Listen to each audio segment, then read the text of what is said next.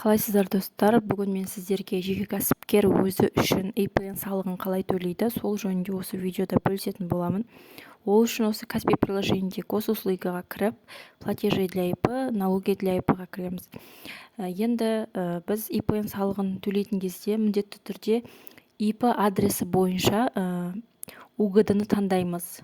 Прописка адресі мен ИП адресі бір болса, сол бір адрес таңдала береді. Ал егерде екі адресте болса, екеуі, міндетті түрде ИП адресін таңдаймыз. Енді мына жерде ИПН с доходов не облагаемых у источника выплат КБК 101-202-ні таңдайсыздар. Жеке кәсіпкер өзі үшін ИПН салығын төлейтін кезде міндетті түрде КБК 101-202 таңдалады. Мына жерден біз сол ИП адресі бойынша УГД-ны таңдаймыз. Бізде ИП адресі Қызылорда қаласында болғандықтан, міндетті түрде Қызылорда қаласын таңдаймыз. Яғни УГД по городу Қызылорда дегенді таңдаймыз.